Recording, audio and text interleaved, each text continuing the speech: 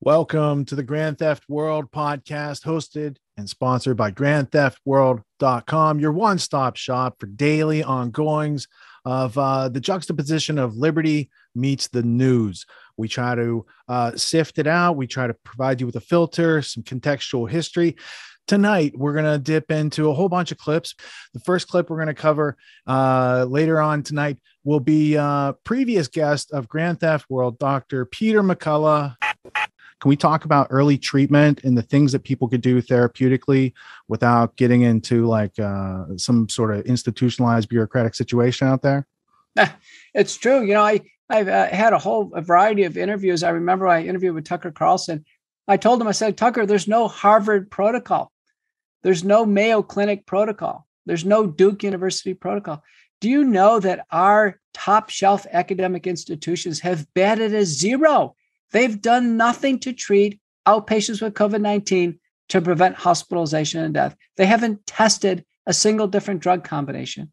It is stunning. These hospitals have protocols for outpatient treatment of myocardial infarction and diverticulitis and traumatic injuries. But suddenly with COVID-19, our academic institutions, we have 300 medical schools, 2,200 acute care hospitals, 5,600 hospitals overall. None of them could think up a single thing to help a patient prevent hospitalization and death. And this was occurred for months. This was long before the first set of guidelines that came out that said to do nothing. In fact, people were in the habit of doing nothing. Our institutions were in the habit of telling patients, there's no treatment for COVID-19, sit at home, wait until you can't breathe anymore, then come in the hospital. So basically, we established that practice pattern as basically in lockstep, all the institutions across the United States. And it was only independent-minded physicians like myself, like Didier Riot in Marseille, France, Vladimir Zelenko, Monroe, New York, Brian Tyson, George Freed in South Central California, Yvette Lozano here in Dallas, Richard Bartlett out in West Texas. You can name the heroes basically probably on two hands in the United States that basically took bold steps to start to treat patients with COVID-19 at home to prevent hospitalization and death. He made it to the seat at the table at the Joe Rogan podcast. A lot of people now got to hear his perspectives on a well-known type of phenomenon going on out there. Then we're going to cover Dr. Joseph Mercola. He had an animated type of video this past week, having some thoughts on the Bill Gates phenomenon that you might not have seen all put together. Having watched Rockefeller's business model, Bill and Melinda Gates donated $36 billion of Microsoft stock to the Bill and Melinda Gates Foundation between 1994 and 2018. Very early on, Gates created a separate entity, Bill Gates Investments, which manages his personal wealth and his foundation's corpus. Bill Gates Investments predominantly invest in multinational food, agriculture, pharmaceutical, energy, telecom, and tech companies with global operations. Federal tax laws require the Bill and Melinda Gates Foundation to give away a portion of its foundation assets annually to qualify for tax exemption. Gates strategically targets his foundation's charitable gifts to give him control of the international health and agricultural agencies and the media, allowing him to dictate global health and food policies so as to increase profitability of the large multinationals in which he and his foundation hold large investment positions. Instead of depleting his wealth, those strategic gifts have magnified it. Gates' personal net worth grew from $63 billion in 2000 to $129.6 billion. Gates' wealth expanded by $23 billion during the 2020 lockdowns alone. Gates became even more powerful through his decades-long partnership with Dr. Anthony Fauci. The effects of his partnership with the U.S. government's premier public health official anointed his public health experiments with credibility and gravity. Dr. Fauci's power derives from his capacity to fund, arm, pay, maintain, and effectively deploy a large and sprawling standing army. The National Institute of Health alone controls an annual $37 billion budget distributed in over 50,000 grants, supporting over 300,000 positions globally in medical research. The thousands of doctors, hospital administrators, health officials, and research virologists whose positions, careers, and salaries depend on AIDS dollars flowing from Dr. Fauci, Gates, and the Wellcome Trust, which is Great Britain's version of the Gates Foundation, are the officers and soldiers in a mercenary army that functions to defend all vaccines and Dr. Fauci's HIV and AIDS doxologies. The Fauci-Gates partnership led to a $1 billion increase in funding to Gates' global vaccine programs, while the National Institute of Health's budget itself experienced little growth. Moreover, Dr. Fauci was an international power broker controlling massive bankroll and wielding incredible influence across Africa due to his ability to influence the funding of U.S. foreign aid toward the AIDS paradigm in Africa, in which vaccines and drugs are prioritized over nutrition, sanitation, and economic development. HIV provided Gates and Dr. Fauci a beachhead in Africa for their new brand of medical colonialism and a vehicle for the partners to build and maintain a powerful global network that came to include heads of state, health ministers, international health regulators, the World Health Organization, World Bank, World Economic Forum, and key leaders from the financial industry and military officials who served as the command center of the expanding biosecurity apparatus. Their foot soldiers were the army of frontline virologists, vaccinologists, clinicians, and hospital administrators who relied on their generosity and acted as the community-based ideological commissars of this crusade. Over many decades of testing, Fauci and his team, funded by Gates, have never come close to creating a vaccine for the AIDS virus, while squandering billions of dollars and uncounted human carnage. In 2020, many of the Gates-Fauci HIV vaccine trials in Africa suddenly became COVID-19 vaccine trials, as the unprecedented tsunami of new COVID-19 plunder began flowing through Dr. Fauci to the same disciplined legions of the virology caste. And there's a lot of lying going on out there, and the juxtapositions after 2 years of some of these statements can be quite ironic. There's been over a 20-to-1 return. If you had put that money into an S&P 500 and reinvested the dividends, you'd come up with something like $17 billion, but you think it's $200 billion. Here, yeah. You're okay. You're not going to get COVID if you have these vaccinations. These vaccines are highly, highly effective. Vaccinated people do not carry the virus, don't get sick. They're really, really good against variants. Everyone who takes the vaccine is not just protecting themselves, but reducing their transmission to other people and allowing society to get back to normal. Get your first shot, and when you're due for your second, get your second shot. A key goal is to stop the transmission, to get the immunity levels up so that you get almost no infection going on whatsoever. When people are vaccinated, they can feel safe that they are not going to get infected. If you're vaccinated, you're not going to be hospitalized, you're not going to be in an ICU unit, and you're not going to die. If you are fully vaccinated, you no longer need to wear a mask. Anyone who is fully vaccinated can participate in indoor and outdoor activities, large or small, without wearing a mask or physical distancing. But what they can't do anymore is prevent transmission. We didn't have vaccines that block transmission.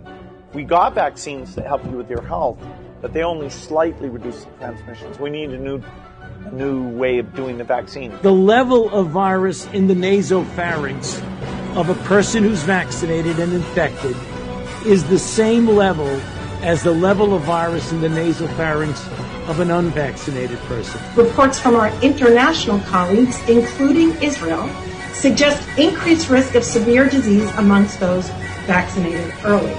And if you look at Israel, which has always been a month to a month and a half ahead of us, they are seeing a waning of immunity, not only against infection, but against hospitalizations and to some extent death. A booster might actually be an essential part of the primary regimen that people should have. The plan is for every adult to get a booster shot. It's clearly one of the best investments I've ever been involved in. Last but not least, comedian, someone who has their own show, started out in a garage podcasting, Jimmy Dore. Jimmy Dore is going to bring to you some information tonight. You might not have thought it was going to happen. You might have thought it was a conspiracy theory, but there's actual news out there now where they've got microchips, and the microchip's going to have your vaccine type of passport record on there. And heretofore, that was something that was poo-pooed as conspiracy theory. Can't talk about it. All of a sudden, boom, it's reality. How many times has that happened in the past couple of years? All right, so let's talk about this. This was once considered a conspiracy theory. It says, beep, beep, beep, your vaccination record has been verified. What? Watch this video. Watch this, ladies and gentlemen. Imagine showing your COVID-19 passport with just a flash of your arm. The Swedish company says it has a chip that can hold information about your vaccination status. It's so small you can embed it in your arm. This chip uses pre-existing technology that the firm is already developing. Gets creepier. Going to get really creepy in a second. Watch this. Stockholm-based Epicenter has been working on human-compatible tech for years. Implants are a very versatile technology that can be used for many different things. And right now, it's very convenient to have a COVID passport always accessible on your implant. The chip uses field communication, NFC. It can send data to any NEC-compatible device, such as a smartphone. The technology is not new, but use in humans has grown popular in the last decade. The first person to have microchip implanted was Kevin Warwick in 1998. Epicenter claims the procedure is completely reversible. The chips are not yet for sale. But the firm made headlines this year when the staff had passkeys implanted in their hands. It's also known for throwing parties when an employee gets chipped. So it's here.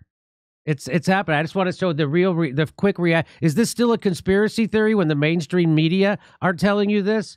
And how about this? Everyone, including me to an extent, who shit on conspiracy theorists have to eat their words. And then here's a guy. I have long last concluded that Alex Jones is more reliable than 97% of the news media outlets. That's very funny. All right. So we're going to kick it off. We're going to get our weekly review. Let's cover the waterfront of news with Luke Radowski of We Are Change and thebestpoliticalshirts.com. That's going to speak against Joe Manchin. I want to know who's the real president of this country. Is it Joe Biden or Joe Manchin? I'm sorry. I interrupted. I don't think the vice president can hear you. It's Simone. I'm so sorry, Charlamagne. We have to wrap. She can hear me. You can't hear me? Can you hear me now? Can you hear me, Madam Vice President? So I'm sorry. We got to wrap. Oh. So I'm sorry to interrupt. They're acting like they can't hear me. I can hear you. Oh, so who's the real president of this country? Is it Joe Manchin or Joe Biden, Madam Vice President? Come on, Charlamagne. It's Joe Biden. I can't tell sometimes. No. It's Joe Biden, and don't start talking like a Republican. What's that? A real question that wasn't scripted or pre-approved? Hold on. Excuse me. Excuse me. Hell no! We don't do that around here. You think you're a real journalist? That's it. Cut the feed.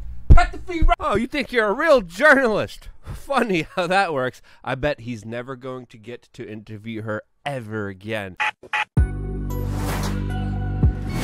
What makes the Grand Theft World podcast unique, invigorating, exciting, and informative? Most other podcasts out there are either doing straight up interviews or they're just covering the daily news. They're covering current events from the day they happened. And that is effective. It's useful. It's a great starting point. And then sometimes these current events change during the week past the first story. So we like to give it a little time. You have to wait till some of the dust settles on these stories in order to give them accurate coverage. And the other thing that's really missing in the media landscape is covering the articles that are coming out every day. That's great. That's necessary. But who's bringing in contextual history so that you can understand what has been going on for decades and decades to lead up to the machinations and actions that we see unfolding today? So what we do here on the podcast is we cover current events. Many of these things are censored, but we wait about a week. As a forensic historian, I focused mainly through my career on the history of globalism and collectivism and things that they call maybe the New World Order.